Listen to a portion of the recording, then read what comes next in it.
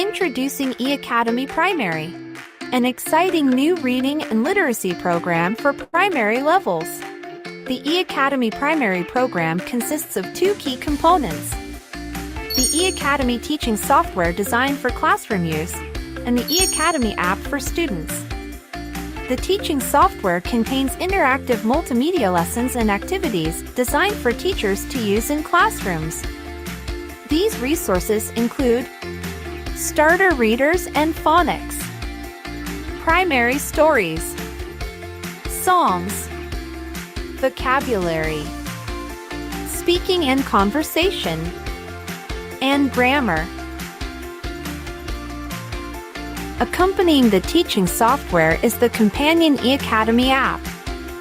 With this app, students have free access to more than 120 storybooks with progressive reading levels. With this program, you can now make reading accessible to every child. Implement a school-wide reading program. Incorporate technology in class. Develop independent reading for every child. So what are you waiting for?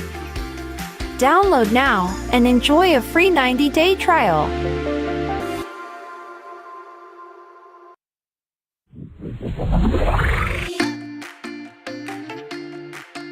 Introducing eAcademy, powered by Town for Kids, a new kind of blended learning program specially designed for preschools and kindergartens. The eAcademy Kindergarten program consists of three key components: the eAcademy teaching software, with accompanied worksheets for download, and the eAcademy app for students. All key areas of a holistic kindergarten curriculum, including thematic learning,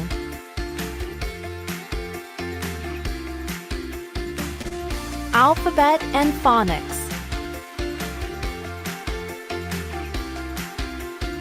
STEAM and numeracy, music and movement,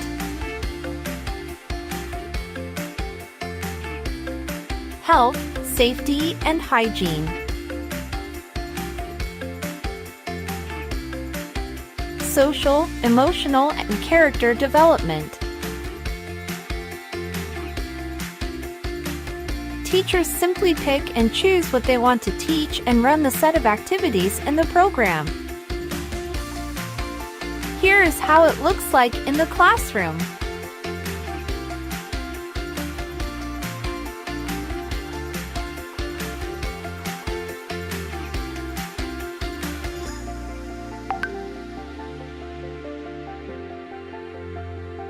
So what are you waiting for? Download now and enjoy a free 90-day trial.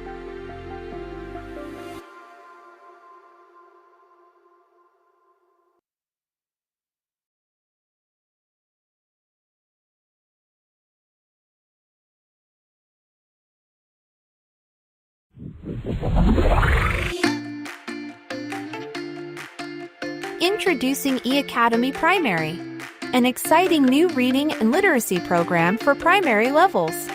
The eAcademy Primary program consists of two key components: the eAcademy teaching software designed for classroom use, and the eAcademy app for students. The teaching software contains interactive multimedia lessons and activities designed for teachers to use in classrooms. These resources include starter readers and phonics, primary stories, songs, vocabulary, speaking and conversation, and grammar. Accompanying the teaching software is the companion eAcademy app. With this app, students have free access to more than 120 storybooks with progressive reading levels. With this program, you can now make reading accessible to every child.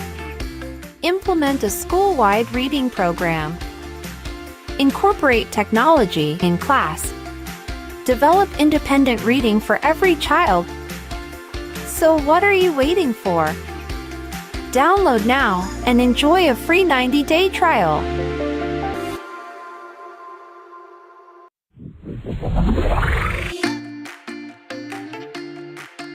Introducing E-Academy, powered by Town for Kids. A new kind of blended learning program, specially designed for preschools and kindergartens. The E-Academy Kindergarten program consists of 3 key components. The E-Academy teaching software, with accompanied worksheets for download, and the E-Academy app for students. It covers all key areas of a holistic kindergarten curriculum, including thematic learning,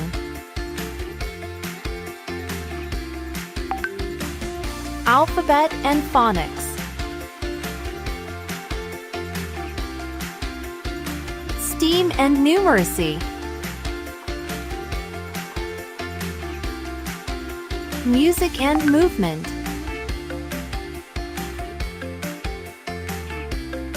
health, safety, and hygiene, social, emotional, and character development. Teachers simply pick and choose what they want to teach and run the set of activities in the program. Here is how it looks like in the classroom.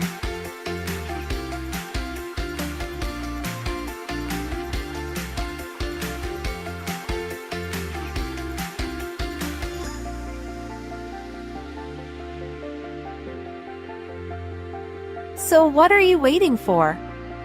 Download now and enjoy a free 90-day trial. All right. Good afternoon, everyone. Thank you so much for joining us. While we're about to start, we still encourage everybody to let us know from what country you are from, what school you are from, of course, your name also. You can still type it there. So let me introduce and do an introduction first about our workshop. So I hope everybody are able to listen, hear our audio. All right. So again, good afternoon. Welcome to our workshop about the digital tool for early learners, enhancing engagement and inclusion. It's a smart integration of technology to support every children. So again, it will be facilitated by our workshop facilitator, Mr. Alan Davis. So let me just give you a little background first, an introduction about what we're going to do today. So, workshop, I'm sorry about that. The workshop is about the digital. I wasn't able to change that. So we have Q&A and survey later on. So we'll be announcing that. So please make sure that you reply to that. And then we'll have a closing and certificate attendance for your e-certificate as well. So kindly make sure that you fill up the attendance form that will be popping out later on in our chat box. Now, for our house rules, we expect everybody to mute themselves, of course. We have an available chat box for you to use if you want to answer and participate in the activities that Alan will be conducting. And of course, if you have questions later on, you can type it there and we will respond to it accordingly. And we expect everybody to be respectful, even in the chat box. Please be respectful with our colleagues and stay engaged. And of course, we want you to have fun and stay positive. So it will be good if you will be participating in the activities that Alan has prepared for us today. So let me introduce to you our speaker for today. He's Mr. Alan Davis. He's the curriculum and consultant and trainer for Comfort Kids.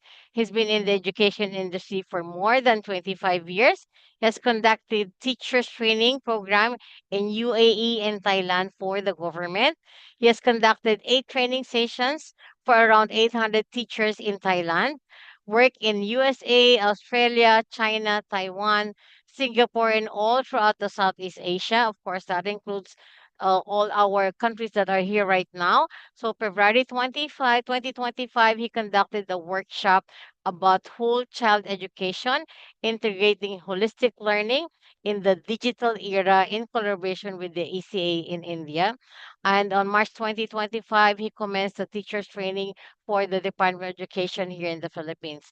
And in July 2025, he was a speaker for another online workshop about language and communication through play, building early literacy skills in collaboration again with ECA Appear in India. So without further ado, I'm turning over now to Alan Davis. Hello, everyone. Thank you for the kind introduction.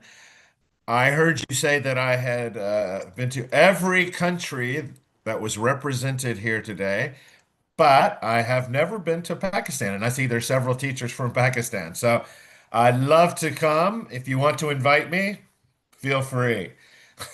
So, as she said, my name's Alan Davis. I've been teaching for about 25, actually 25 plus years, all over mostly Asia, but also in Australia and some in America and a little bit in Europe. So, today we're going to have an interactive session, as interactive as we can be online with over 100 teachers. I will be asking you some questions, and usually I'll give you a very simple way to answer, maybe with just clicking on the heart icon or clicking on answering some surveys and things like that. Our lesson today is going to be on digital tools. And I put this picture here because I really like the juxtaposition of the new modern digital age with the old fashioned, right? The classroom looks a bit old fashioned. It's even a blackboard, not a whiteboard, but then she's got the digital screen right in the middle. Not only that, but I think it shows that this class is fairly engaged. So we see the students are all very excited and raising their hands to participate. So I'll talk really briefly here about what it means to be engaged. To be engaged means the students are doing the work and they're doing the work happily. They're enjoying what they're doing, which is sometimes not true of all of our classes, right? Sometimes the students are doing the work, but they're not really enjoying it. Inclusion, on the other hand, means that all of the students are being included, right? We're supporting students that are weaker, students that are stronger. We're trying to have some kind of ground where we can get everyone involved and engaged. Let's start with a little activity, and this one's going to require you to use your phone. I want you to tell me what's the first thing that comes to mind when you hear about digital learning.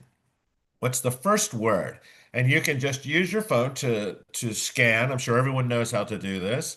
Scan, and you'll get this will come up on your phone, and you can put in one word that comes to mind when you hear digital learning.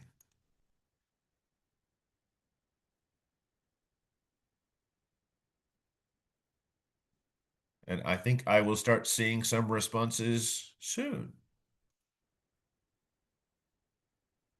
So use there we go, technology. Okay, I got the first one. I'm always worried that it's not going to work. Okay, engaging. Wow, technology is a lot of you saying. Okay, interactive, innovation. Good. Engaging, media. Oops, sorry. Oh, sorry. Gadgets. Okay, good.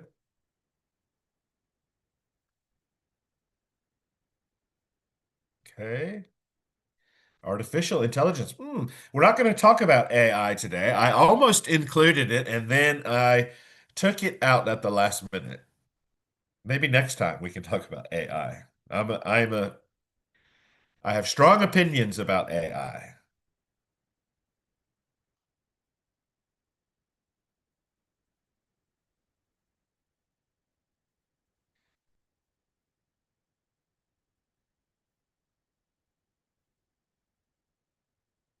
Okay, I see a lot of you chose the term interactive, and that's great because we're going to talk about how the digital technologies are interactive. And the word most of you chose is technology. I also see some teaching software, gadgets, development, media, ICT, interesting, online. We're going to touch on a lot of this as we go through today. So, by the way, we will use this tool. It's called Slido. We will use this later as well. So let's start off by playing a little game. And this is a game you could actually use in your classroom. Now, the,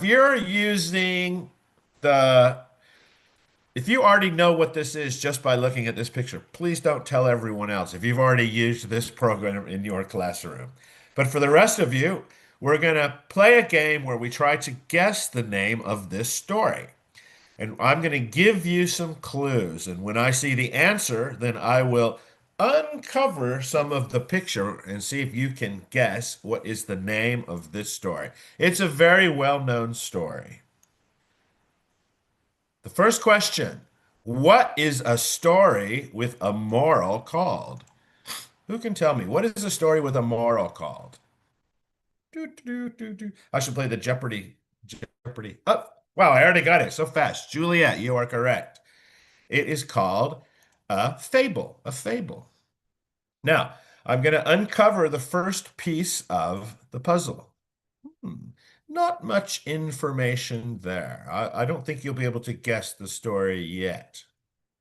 So let's do another question. What do the morals in stories teach us? What do the morals teach us? Values. Very good. Oh, Juliet, you're very fast at this. Yes. Okay. I see a lot of you coming up with values, life lessons. Yes, this is correct. I put it a different way. I said the difference between good and bad, but that's what values are, right? They're the difference between good and bad. So we're going to uncover another piece of the puzzle. Maybe you're getting an idea about what the puzzle is. Remember, we're looking for a story. The next question, this one's an easier one. This is probably the kind of question I would actually use in my classroom. What do you see in the, very good. Bonnie was number one there with the answer clouds, clouds. So we've got another answer. We're going to open it a little bit more, a little bit more. Oh, and blue sky, very good. But clouds was the word I was looking for. Okay, good. So maybe you're getting a better idea, but maybe not. Let's see what the next question is. What color are the trees? Green, very good. That was fast. Green. So here comes another piece of the puzzle. Hmm. Hmm. Maybe you're getting an idea. Let's try one more piece. The next piece I think is going to, oh, okay, interesting. What does a shepherd do? That may answer your question, Boomy. What does a shepherd do?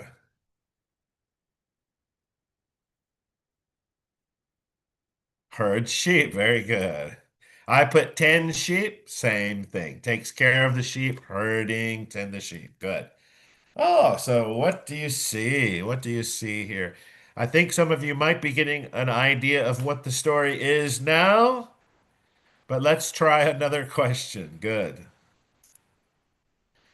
What is the opposite of whisper? What is the shout is correct. Yell. Yep. Shout, shout. Oh, I saw the name of the story. But if the other ones haven't seen it yet, I'm going to keep going. Ah, okay. I see a few of you have got the name of the story now. Yes, very good. Very good. So we'll go ahead and finish up here then. What has sharp teeth, fur, and eats sheep?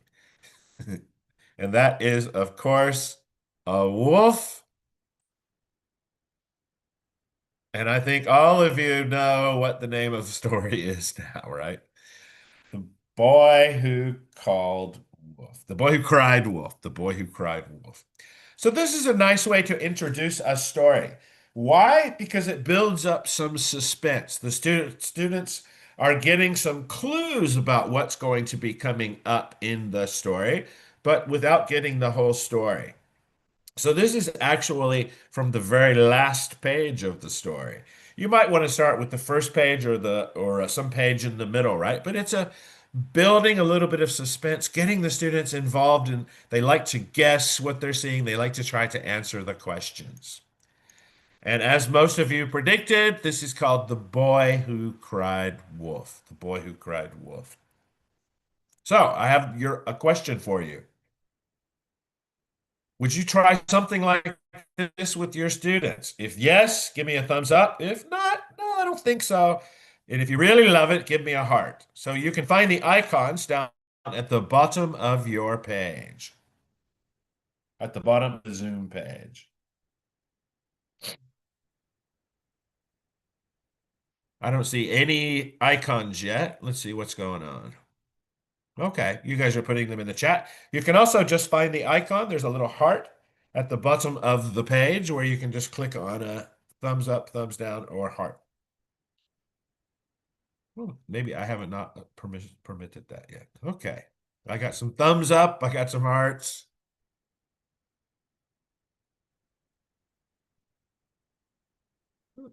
Oh, I don't see any icons on my meeting either. Maybe it's not working for this meeting.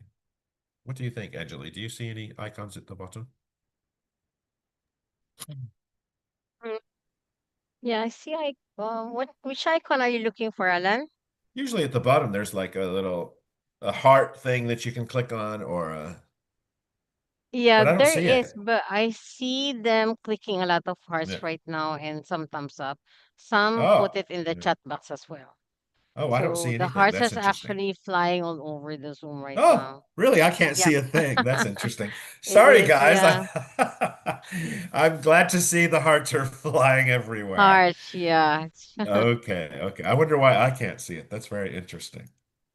Okay, so today we're going to talk about these things here. First of all, we're going to review the stuff we did last week. So those of you who were here last week will have a little bit of a review.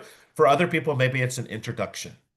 Then we're going to look at some types of digital tools, some benefits of using the tools, and then challenges with strategies for using them.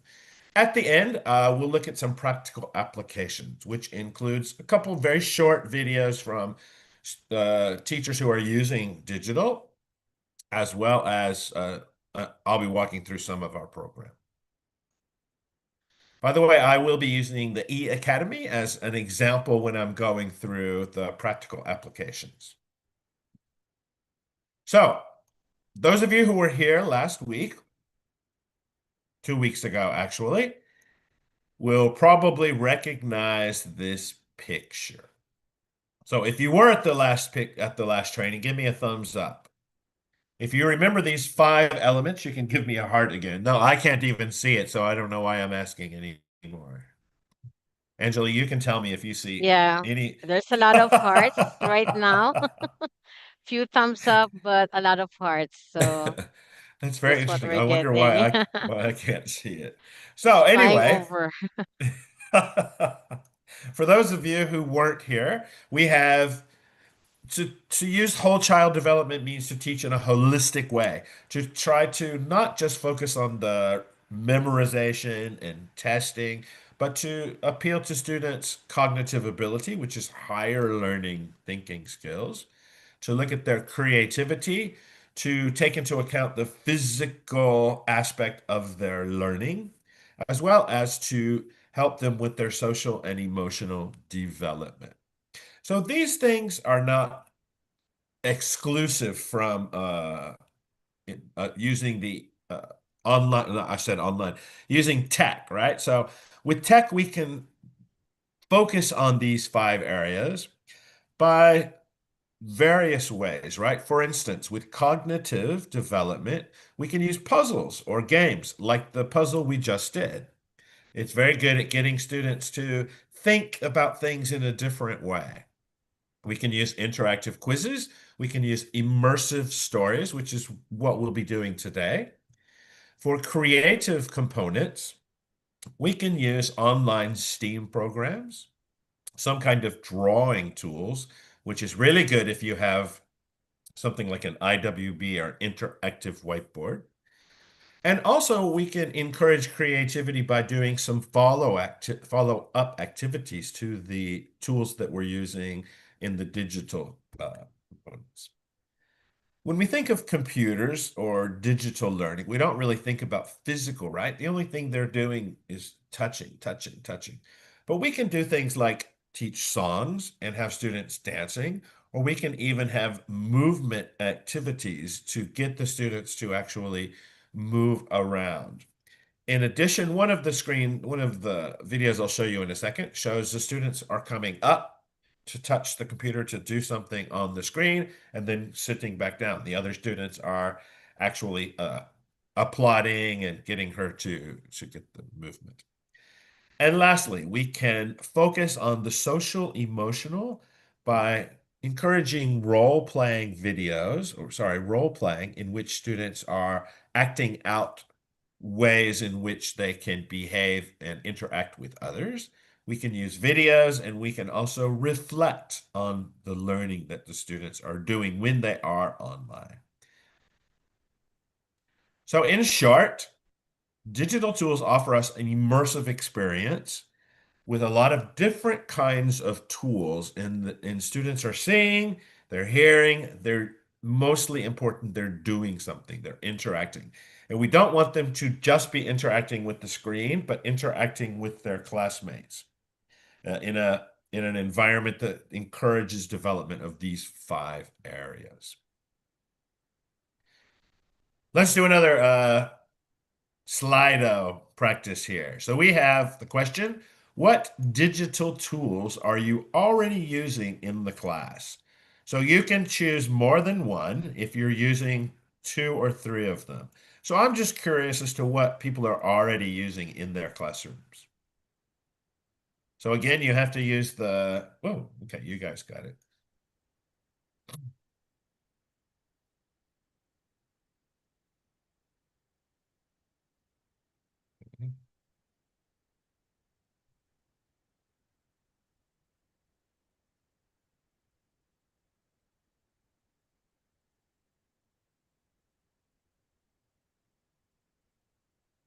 Okay.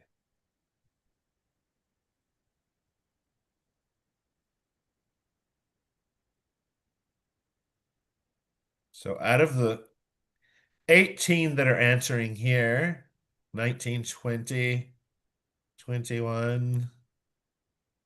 And some of you are answering online on the chat room. That's also fine. Okay. Somebody's using E-Academy. That's good. YouTube. That's really interesting that nobody has said none. So everybody is using some kind of digital now, right? We really can't get around it. I find it also very interesting. I kind of expected that 100% of you are using YouTube in the classroom. Okay, I'll give you another second or two to wrap this one up. So when I'm teaching, I also use YouTube. YouTube is probably one of the best free services that we can use. I do have some recommendations if you're using YouTube, and you may have already encountered it, is to make sure you're not getting inappropriate advertising or that something inappropriate is not going to show up. I was actually using YouTube in a group once, and I had some very inappropriate content come up while I was teaching that I very quickly had to backtrack and make sure it didn't cause any damage. Okay, so YouTube, 100% of you are using it, and I think that's probably wise.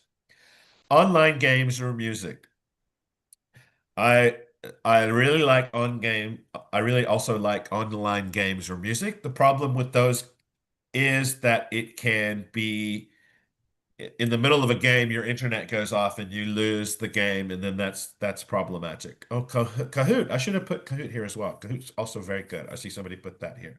So online stuff is really good. Online games, online music, but it depends on your internet, whether you have strong enough internet. And I have a feeling that's why only 45% of you are saying that you're using the online games and music. Okay, tablet or phone apps. If you asked me 5 years ago whether someone should have a phone in the classroom, I would have said, yes, you must start using the phones in the classroom. Now I say, no, I don't like phones in the classroom. But if you're going to use them, make sure you are sort of policing it in a way, or that the students know exactly what they're supposed to be doing with it. Yeah, that's right, Julia. An advertisement pops up. So make sure that you're really focused when you're using the tablets or the phone apps. And I would not allow like 100% of the day to use the phone or to use the tablets. Have a system where you can bring them out and then put them away. The story-based platform. Now, so we're going to talk about the one of our story-based platforms later. So this is one of my favorites because I really love stories, and I like stories where you can immerse yourself. And Steam or creative apps, we won't really talk about that too much today, but they're really nice if you can get the student to actually be doing whole class projects together or really immersing themselves in experimentation or in creating something together. If in a perfect world, we would all have these creative apps that we could create together projects, but of course not. Okay, very good. So what are our benefits for using tech? I'm sure you already are aware of the first one, which is motivation. Kids really like to use the digital stuff. So if we bring out the digital, they lean in, they get involved, they are happy. In fact, we all like to use the digital, right? That's why we're all addicted to our phones. We like the bright lights and the flashing colors and the instant gratification, the moving images. So it is very motivating for our students when we are using tech in class. Now, it depends on the tech as to how motivating it is. If you're using video just to watch another teacher talk, talk, talk, talk, talk, this is not motivating, right? So it does have to be something that appeals to the students. If you're using YouTube to watch a video where someone is singing and dancing and the students can get involved, this is very motivating. The second one might be fairly obvious as well, right? Interactive lessons make things more fun. If students can actually come up and do some kind of activity where they're answering questions and getting feedback, or they're able to manipulate or move things or to create something, then this is going to make it more fun, right? This immersive environment, which we talked about, can really add something to the classroom.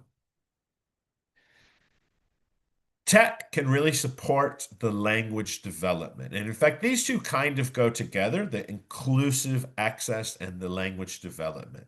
So we can use tech in a way where we can, if we can do things like adding subtitles on YouTube, or when we have the ability to both read and listen at the same time. And if we can even practice like that in interactive, then that makes it even better. So when we are using tech, we have the ability to introduce students to the language from a lot of different perspectives, not just writing on the chalkboard. And this makes it, of course, more inclusive because we can tap into a lot of different interests of the students. This last one is maybe I think really important, the most important is instant feedback. As the student is able to see immediately what is the correct, let's say they're doing a grammar exercise, for instance, online or in tech. They're able to immediately see that they got it wrong or they got it right. If they got it wrong, most of them will allow them a second chance, and then they can see if they got it wrong or they got it right. Now, there's research that says that we learn as much through quizzing as we do through actual just being taught. So this idea that students get to try and try and try until they get the right answer is really nice and very effective at getting our students to uh, excuse me, getting our students to develop their language skills. So instant feedback, I think, is a really useful tool. That's something you don't actually get when you're using YouTube. So that's the drawback of YouTube, the only drawback of YouTube. Okay, so let's see one more. Which of these benefits are most important to you? Which of these are most important to you?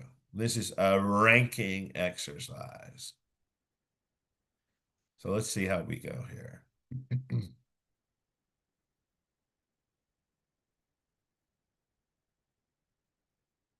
Hmm, interesting. We're off to a big lead with interactive. Okay.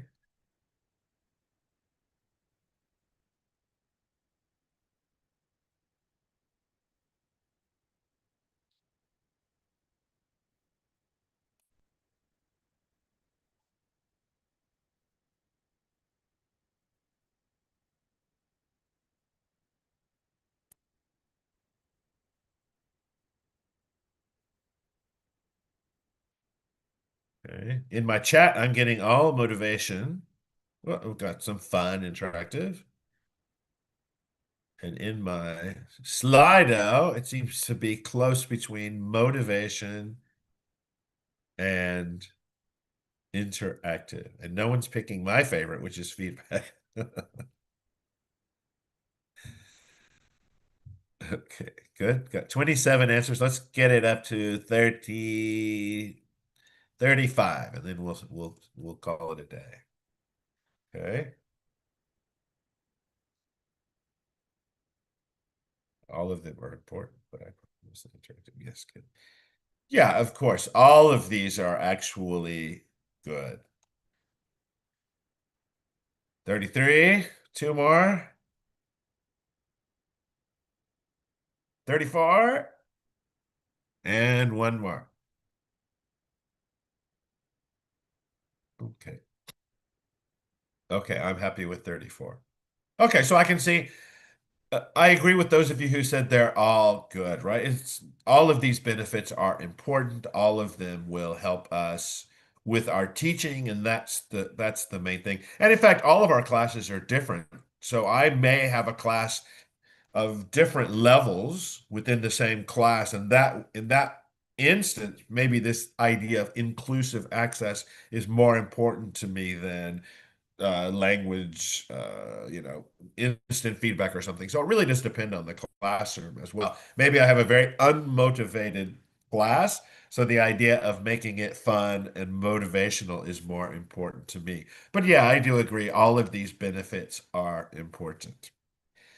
Now, let's have a look at, just do a little example here. We have this is also from that same story, The Boy Who Cried Wolf. So I want to first look at what skills are the students using in this.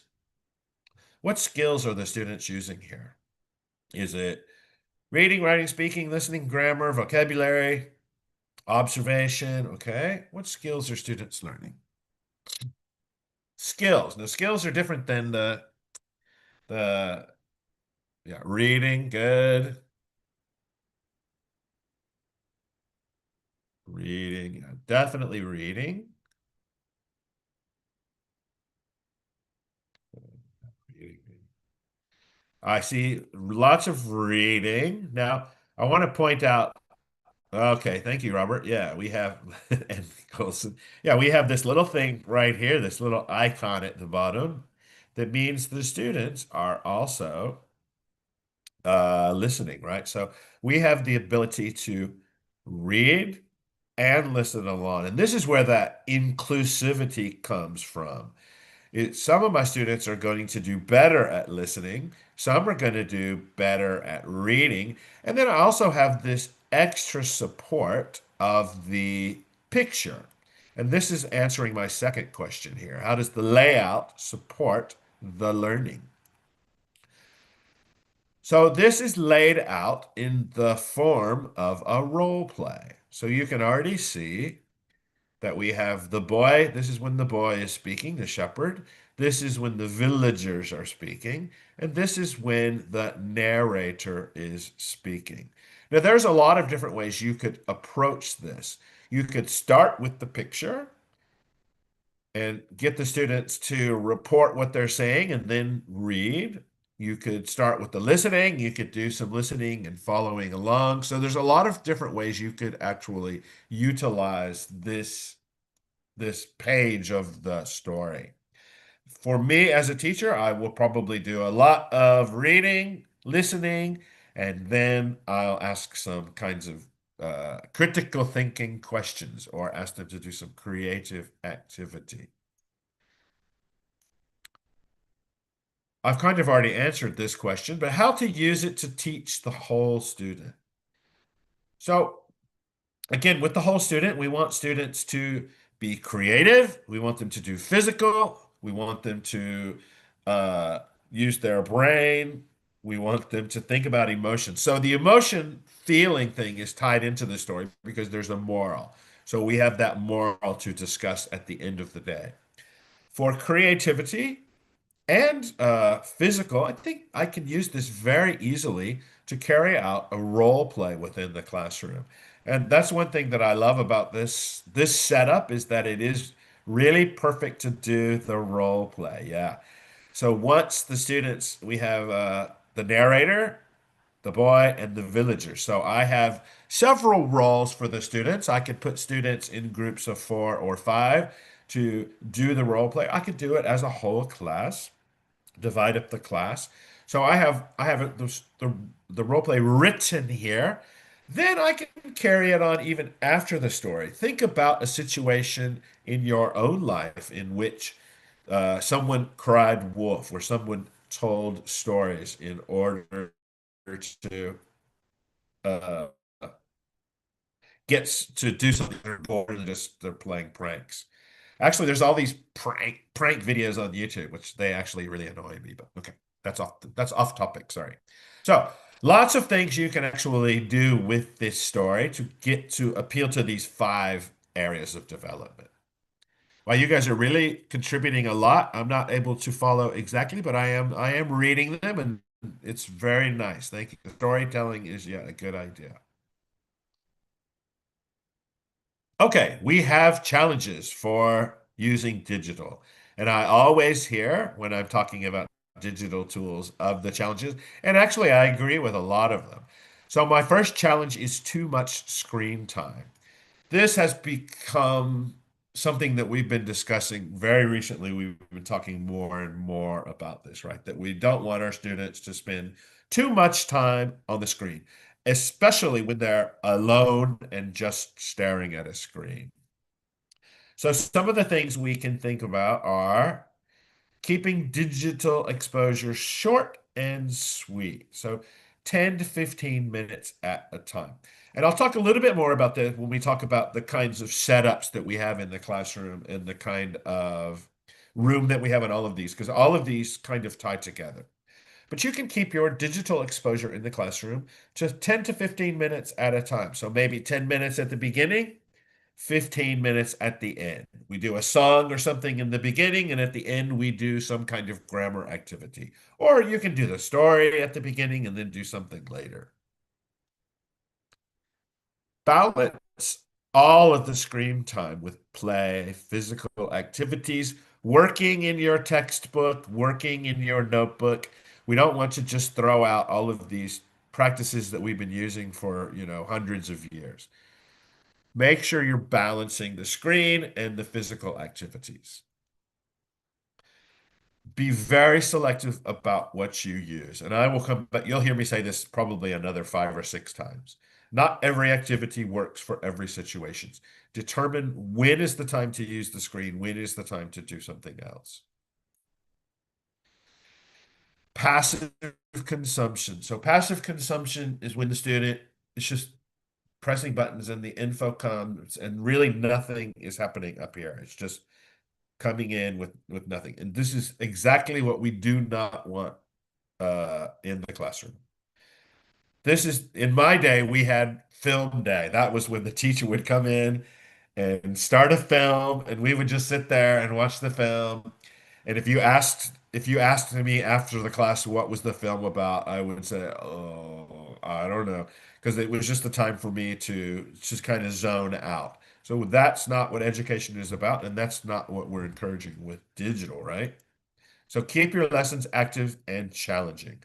Challenging cognitively, challenging creatively, challenging in making it a little bit higher than where they're at so that they are growing and developing.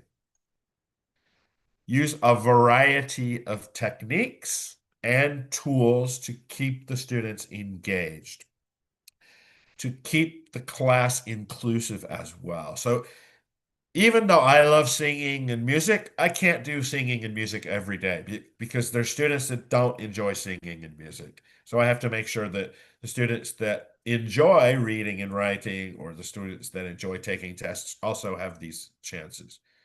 Okay. You can let students sometimes make choices about how to interact with the digital tools that you're using. This is a little bit trickier, especially if you have a class of 40 students. If you have a class of 40 students, you you don't really have the opportunity to give them choices. But otherwise, if you can offer them some choices, that's great. Whoops. Unequal access. And I think this one is really important because there are instances in which one student has access to a tablet or a phone or a computer at home, and another student may not. So we have to think about unequal access means even the ability to use it in the classroom is affected by what they have at home. So we want to make sure we're including everyone in this. So find out if there's students that don't have any access to hardware resources. So that means if you're assigning homework and the homework is to use the tablet, you need to find out if every student has a tablet, because if not every student has a tablet, then that's not an appropriate homework unless you have the ability to make make these tools available for students after school. If you're very lucky, maybe your school will even uh, let the students borrow the tablets or things like that. Though I think that's very, very uncommon. If you don't have access for all the students in the classroom, make sure you are providing that access. So if you only have one laptop, make sure every student is going to be able to come up and do some kind of an activity with it, or make it a big class activity so that you don't have to worry about one student is not able to actually participate. Over reliance on digital. This is actually a problem for everyone, right? Students and teachers and people in daily life. We start to rely on the digital for everything. And with AI, it becomes even more prevalent that we're using AI to do all of the tasks that we would normally do ourselves. This is true for me. This is probably true for some of you. Um, and it's becoming more and more true for your students. I'm sure some of your students are already giving you homework that they've done on AI. Be selective. I already said this, right? Be selective in the material you choose. Don't rely on AI for every lesson. I mean, on digital tools for every lesson. Use the digital tools as a spark for the total lesson, and don't plan around the digital, plan with the digital, if that makes sense. So I want to use this digital thing today. How do I plan my lesson around it? It should be the opposite, right? I want to teach this today. How can I use my digital tool to help me teach this? Set a time limit for yourself and for your students. So in your daily life, in your lesson planning, as well as in the classroom. Because we don't want to train our students to become super reliant on the digital all the time. So it's about giving the impression as much as the action itself. We don't want students to think that they can always go to digital instead of using their brain. Technical issues. Again, I say this a lot, choose your tools wisely. Think about internet. Do I have strong internet? Can I use an online tool, or do I need something offline? Is this subject matter appropriate for what I'm teaching? Is it too complex?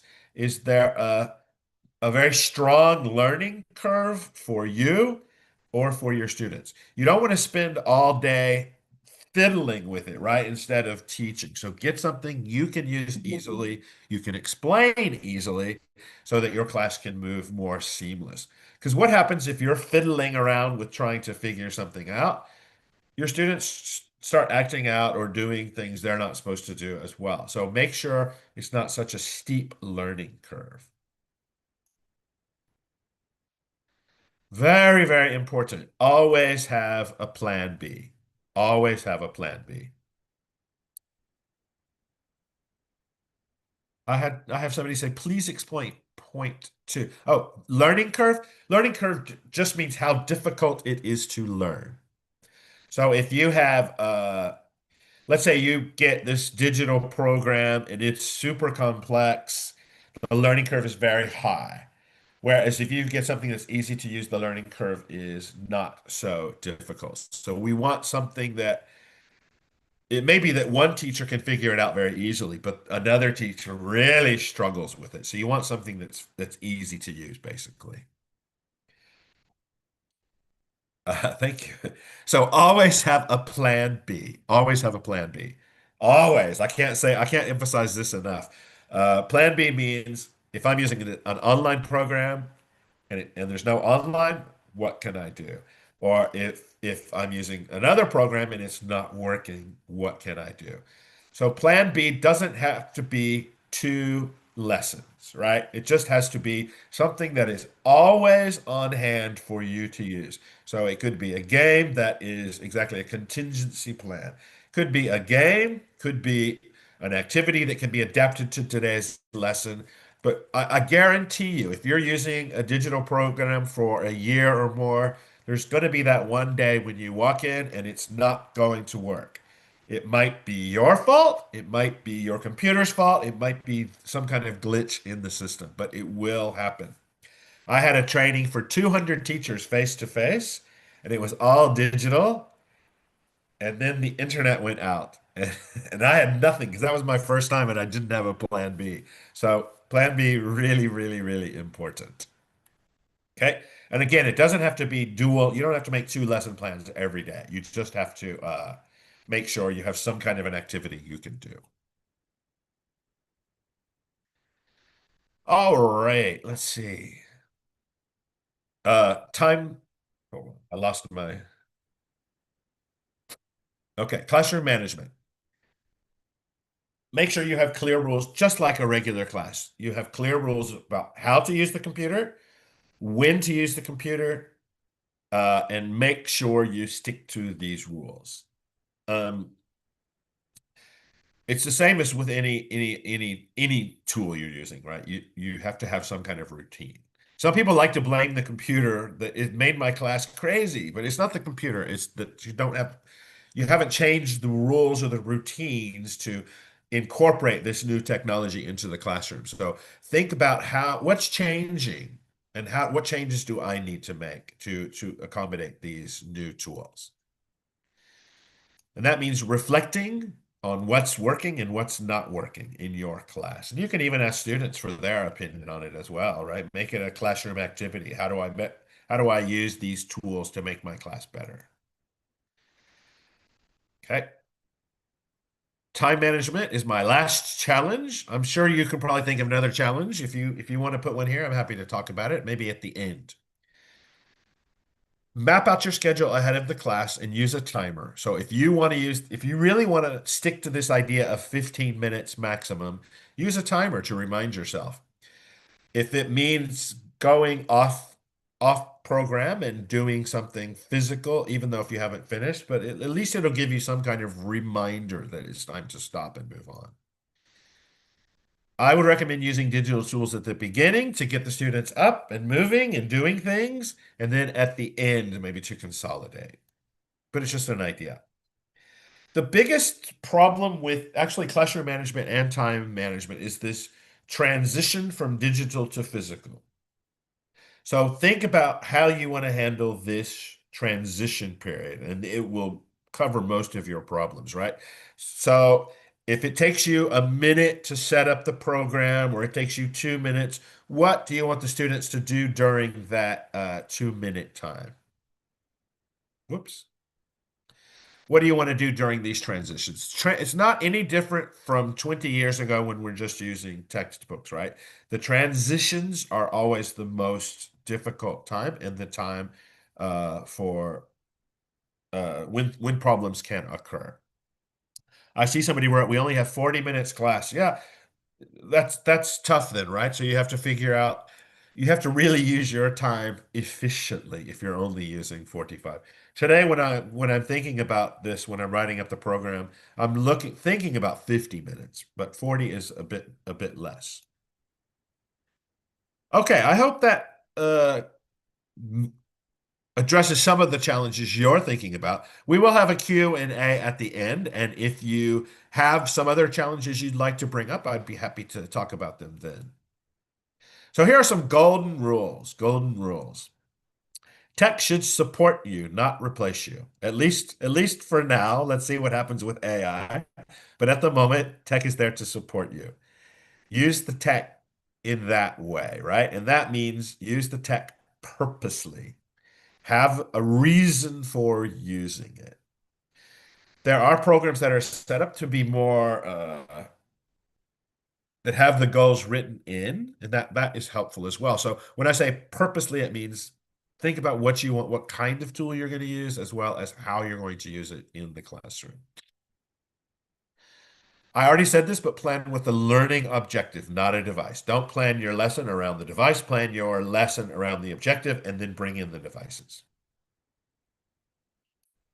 Include digital citizenship. By digital citizenship, I mean how to use the computer, how to act when you're on the computer. That means being polite. That means not trolling people and being rude just because you're online. Are the golden rules useful? I can't see when you hit the icon. I'm just gonna hope that we're seeing lots of thumbs up. I see a Yes, lots of smile on thumbs up. Angeli's face. That's a lot of thumbs up. I don't know why you're not seeing it. So many thumbs up down there. I really can't see. I'm sorry. Okay. So we have questions we should ask ourselves, and this really should be for anything, not just digital. But questions are, is this making my class more engaging? Is it better or worse without the tech? Does it meet my learning goals? Again, with or without the tech. Is it easy to understand and use? And does it offer support to weaker students? So does it have this multimodal approach, right, where you can see and hear and do? So these are some good questions we should ask before we're using any tech. What else to consider? We need to think about the conditions in which we are going to use the tech, because that actually will have an effect, right, on how you use it. So, do you have tech? Are you using tech every day? Is it a part of your permanent classroom, or is it just once a week? If it's a part of your permanent daily work, you can use these shorter blasts. If you only use it once a week, I would say use it the whole period. Don't you only have that one day, so it's okay. Just use it the whole period. And in fact, I like this approach. I know there are some schools where they have a computer room. Once a week, you go use the computer room.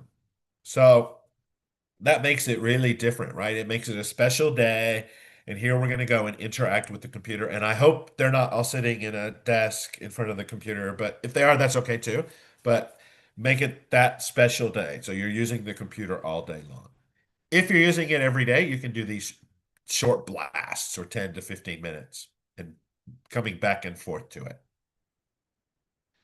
What hardware do you actually have? It's very different if you're using a PC, a tablet, or especially if you're using an interactive whiteboard or you're using a projector. In a perfect world, we would all have an IWB and the students can come up and draw pictures together and manipulate and things. But I think in the most part, people will have something that I'm seeing here. Somebody said a PC and a projector.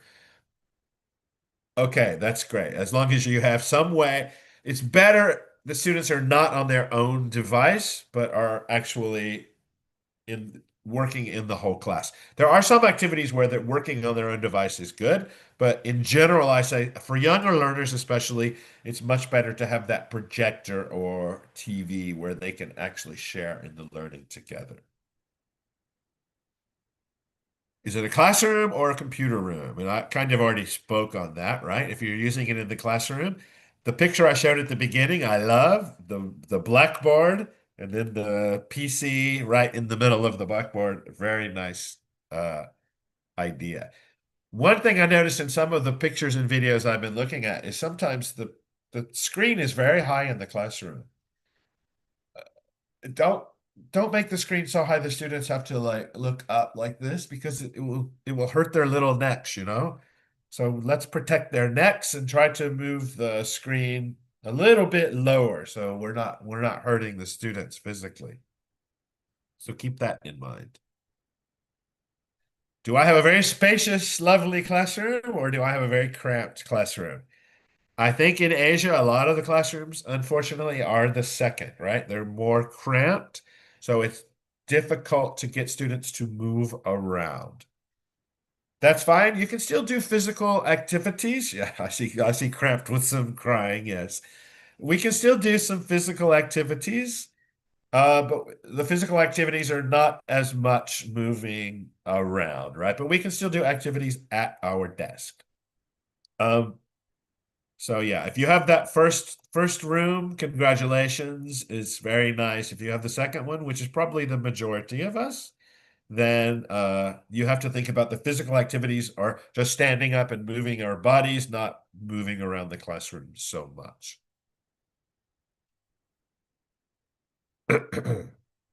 I just did a little bit of a mock-up here of what a class might look like. If you have an IWB or a projector and you have daily access, you can see that you have more option for online, offline when you have that daily access.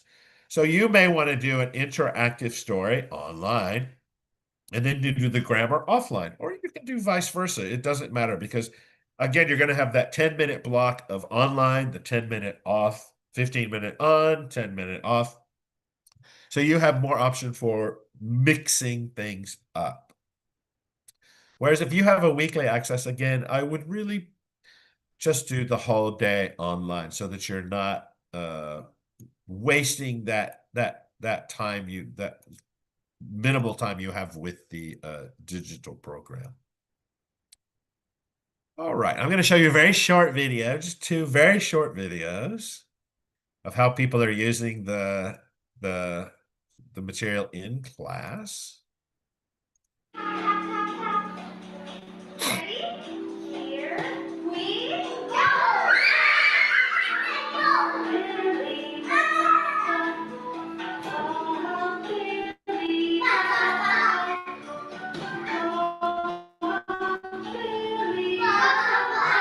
If the teacher who made this video is actually in here today, thank you very much. I would make one recommendation to you, which is to lower the screen a little bit. Just because when, we don't want to mess up their little necks, right?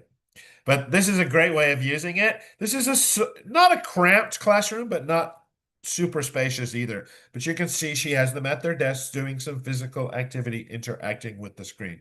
Very nice way to use the tech. Okay, let's do the next one. Whoops. A little bit different situation here. Girls, come on, go forward. Listen. Slam. Slam.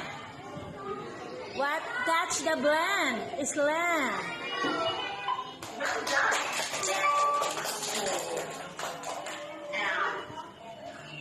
Okay, we're not going to watch the whole video. That one goes on for a while.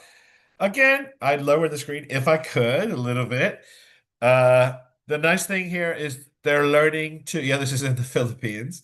They're learning to support each other in this digital activity that they're doing. So they're participating participating to do the activity, and then they're helping each other.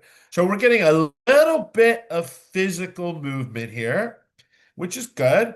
And we're also learning how to share, doing our sharing and empathy, as well as learning some computer citizenship. So a nice approach. I see the hand raised from Hannah. If you put the question here, maybe it was an accident. I don't know why I can see a hand raised, but I can't see the icons. But toddler writing skills. Can you ask me at the end, Hina? I'll have a Q&A at the end. If you remind me, we'll talk about it then. Girls. Okay, so we're going to actually do a little bit. I'm going to show you a little bit of the E Academy now. Hold on one second. I don't think I can share the app with the video with you, actually. I think I'm not allowed to, but I will share the slideshow with you, but I don't think I don't think I can bring the app, the video. Okay, give me 1 second here. Whoops. So let me ask, can you see that, Anjali? Can you see the E Academy now? Are you trying to share the software E, itself? yeah. No, I think I'm just, can you move around your mouse? Hold on a second. I'll just try Yeah, to you share. can, yeah, share again. Yes, please. Now can you see? Good. Okay, yeah, better. Yep. Okay. So I'm just gonna show you an example from this E Academy about how we can use things in class. Just a very brief introduction. There's lots of music here, phonics, stories, songs, vocabulary practice. A lot of it is uh really kind of traditional in a way. It's just done in a digital environment. So, and I'll show you what I mean by that in a second. So I'm going to start off by looking at the story that we just looked at because I like it. The Boy Who Cried Wolf. I have an option here to read by myself or to have them read to me. I'm going to read by myself. I'm not going to play the whole story, but I'm just going to give you an idea of what it sounds like. There once lived a shepherd boy and his sheep. I'm bored.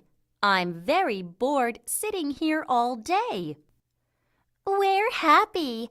We're very happy eating grass all day. So I would probably ask some questions here just to get the students to think about what they're hearing, right? So I would say, why is he bored? Oh, he's sitting here all day. Why? Who's happy? Who said they're happy? Oh, the sheep said they're happy. Why do you think they're happy? Because they have an easy life. So just to get the students to start thinking about what's going on. This one we already looked at. It's nice that there's a little bit of animation with the villagers and the wolf. Okay. I'm not going to play it, but you know the story. The villagers are angry because there's no wolf. Okay. So guess what happens? The real wolf comes along. The real wolf comes along and he calls, wolf, wolf, wolf, and no one will actually come, right?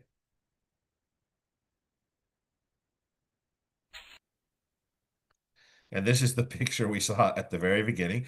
So if I'm doing this with my students and I start with a puzzle like I had before, and then when I get here, you're going to hear, oh, that's the end. Okay, we know.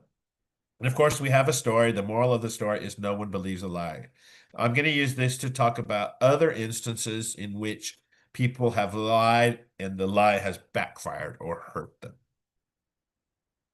And that's the end. Again, the nice thing about using a story, first of all, is that students can relate. And the more that you can help them to relate is the better, right? So I really, that's why I want to bring in the idea, when has this happened to you or how has this happened to you? Okay. Questions for discussion. The Boy Who Cried Wolf. I think, What does a shepherd do? okay. So questions are always nice. We want to use a variety of questions. We talked about this several trainings ago. I think you can still access those if you want to see them. But here you have a variety of questions that you can use with the students. Comprehensive, empathy or social emotional, and critical thinking questions. So all of these you can use while you're reading or at the end for discussion. Save the sheep. Jump to reach the correct answer and save the sheep from the wolf. Okay. Oops. I killed the sheep. The answer is Grass. the The boy who cried wolf. Vocabulary practice. Word jumble. Put the parts of the word in the correct order. Hill. Now you see, Pair up. Present and past. I'm just going through these very quickly and then I'll make a point when I get to the end, okay? Click on the matching present and past tense words.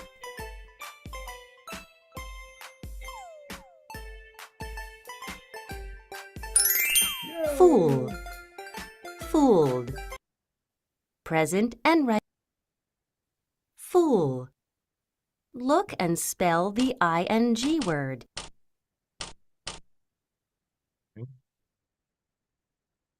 Contractions. A contraction is formed when two words join together. Click the words below to see how contractions are formed. Expressive voices. Okay. So the reason I'm showing you all of these, and I'm just going through it very quickly because I know you guys don't need to practice this stuff. You can choose to do the story in an interactive way. You can choose to do some of the grammar exercises interactive because grammar is boring, and the only way I can get my students interested in grammar is if there's pictures or something like that, right? So you can pick and choose which work for you. You don't have to go through and do all of the programs, right? And that's not just for this program, that's for any program you use.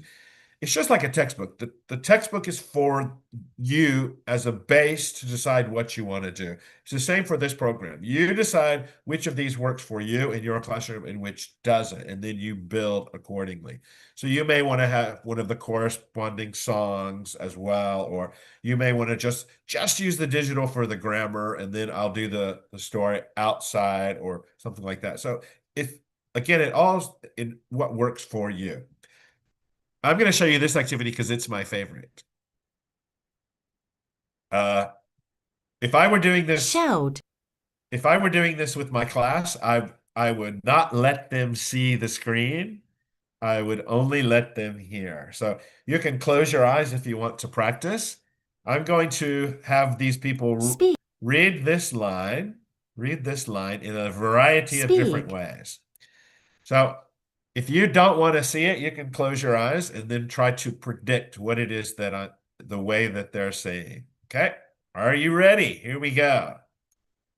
No one believes a liar. Ah, what's that? If you got your eyes closed, you can guess, right? That one was an angry person. Okay, I'm going to do one more just because I love this exercise so much.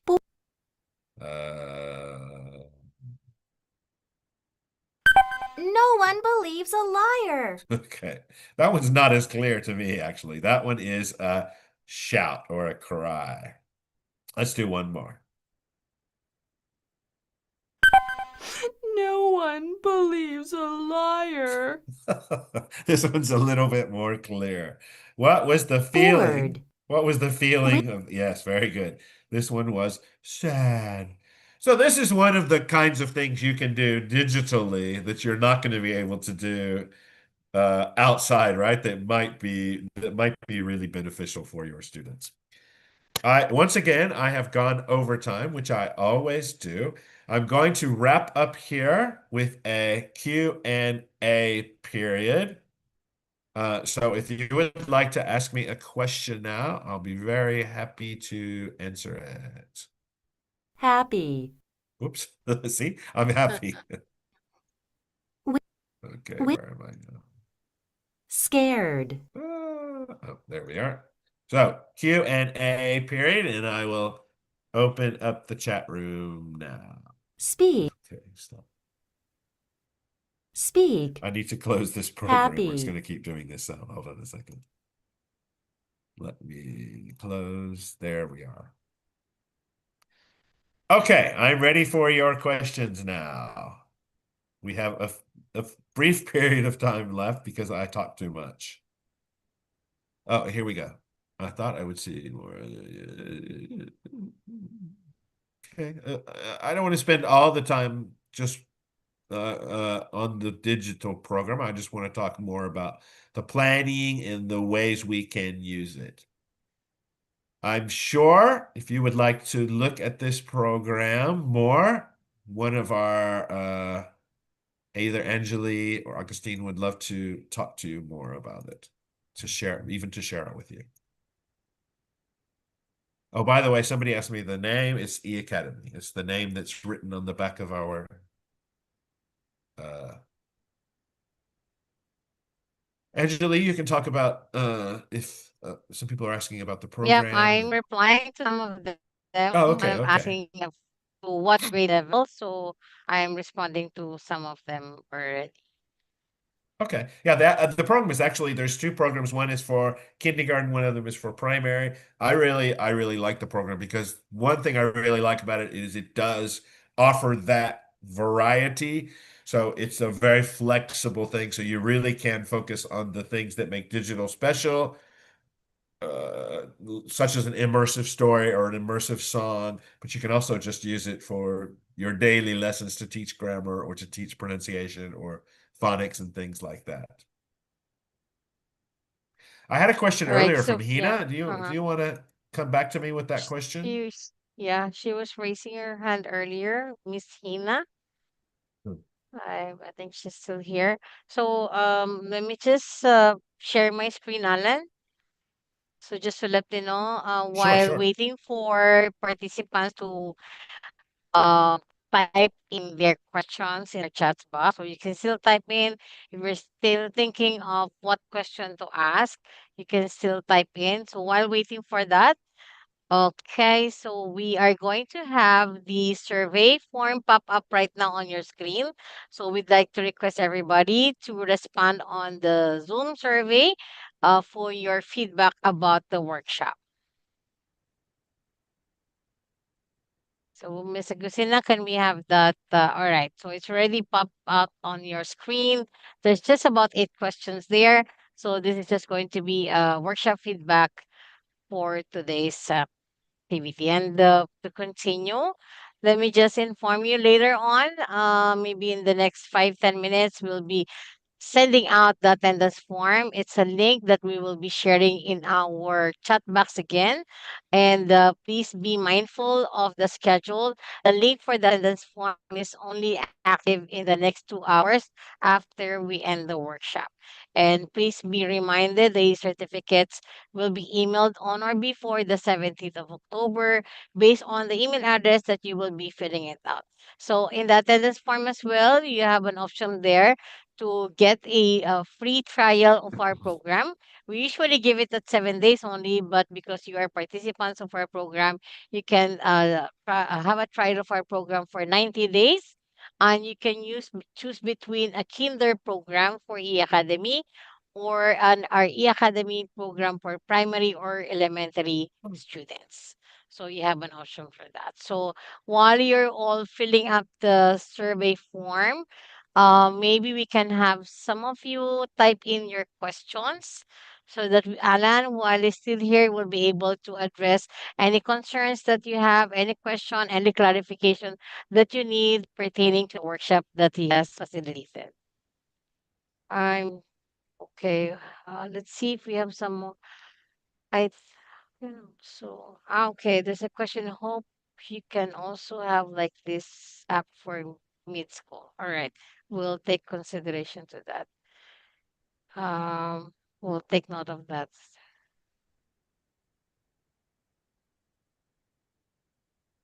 Okay, do we have any other questions regarding the workshop? Doesn't seem like it. Maybe I will Yeah. give my goodbyes. I hope it's been useful and thank you so much. Have a good the rest of the weekend. All right. Thank you so much for that, Alan. So we will be sharing now the attendance form. So kindly monitor your chat box right now.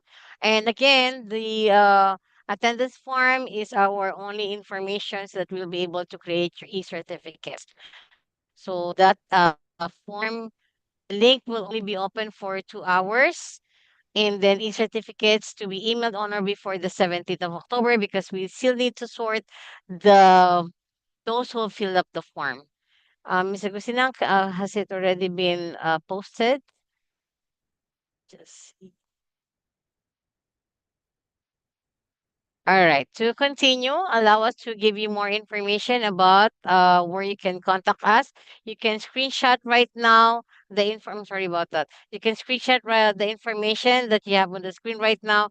For Philippines, you can contact me. My name is Anjali. This is my email address and my mobile number, which is a WhatsApp and also a Viber number. For those coming from Indonesia, India, and Pakistan, also we have schools from teachers from Pakistan and other countries, kindly contact Miss Agustina. This is her email address and her WhatsApp number. So kindly screenshot the contact information right.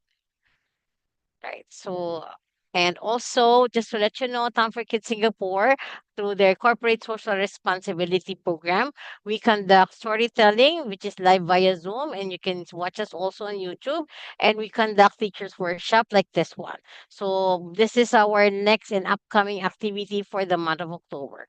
So, for October, we do storytelling, which is going to be scheduled on the 18th of 2025, and this is the time. It's 9 a.m. Jakarta and 10 a.m. for Philippines. So, in order for you to be updated on our upcoming events, please like and follow our page. For Indonesia, India, and other countries, you can go like and follow our page, E-Academy by Time for Kids. And for Philippines, E-Academy Time for Kids Philippines. Right. So I hope everybody's sorry about that is already filling it out.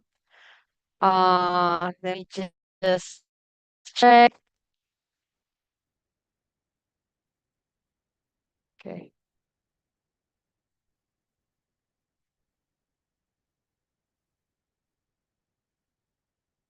We'll take note of that. Need a session based education in primary section. Okay, noted on that.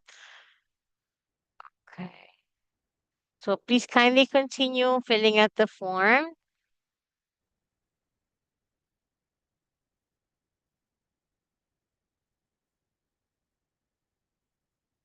Thank you so much, Teacher Nicole. My name is Anjali.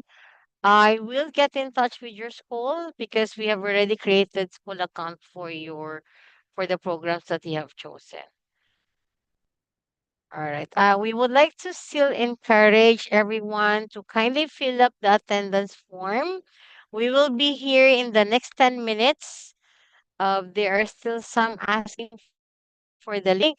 Out of the attendance right now, only 73% have filled up the form. We're done already with the survey. We're just focusing right now for the attendance form. So kindly fill that out. Okay.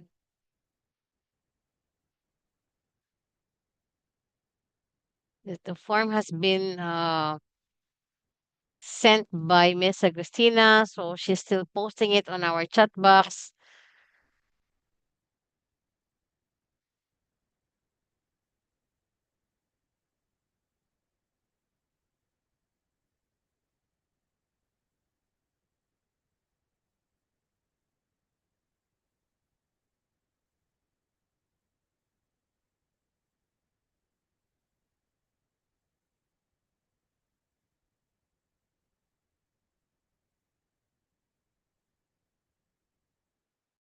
Okay, I'm gonna flash again our contact information because we have attendees here who have already had their accounts created from the previous workshop attendance that they had. So just screenshot. This is my WhatsApp number. You can message me there. This is my email. This is Miss Agustina's contact information, her email address, and also her WhatsApp number. So kindly just get in touch with us if you have any question about your accounts for the e-academy program. All right. So if you're done filling up the attendance form, thank you so much for joining us. You have the permission to leave the Zoom, and we're still encouraging everybody to kindly please fill up the attendance form so that we'll be able to create your e-certificate and verify the account that you have requested. All right.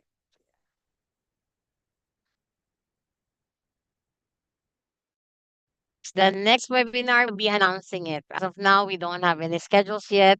but we have the storytelling this coming 18th of October. So please follow, like our Facebook page so that you get to be updated. Thank you so much, Miss Nicole. Please kindly get in touch with me. I have my number on the screen right now. So we flash again the attendance form. Again, you can just save it on your browser or copy it. It will be open and in the next 2 hours. And then in the next 2 hours, we will stop the attendance form and then you won't be able to fill up. So we encourage everybody to start filling it out so that you will have your e-certificate available on or before the 17th of October. And see you, everybody, in our storytelling on October 18th. That's 10 a.m. for Philippines and then 9 a.m. for Jakarta. For the other country, we'll just be announcing the time which is appropriate in your time zone. So thank you so much, everyone. Please kindly screenshot our contact information so you can get in touch with us. All right. Thank you so much and enjoy your weekend. We'll flash again last time the attendance form just in case some of you have missed it out. Again, you can just copy paste and fill it out later. It will be open only after 2 hours once we end the workshop. All right. Thank you so much for those who have finished the form. You're welcome, everybody. Thank you so much for joining us. We hope to see you in our upcoming webinar and storytelling to invite your students and learners in our storytelling once you get the invitation. Thanks so much.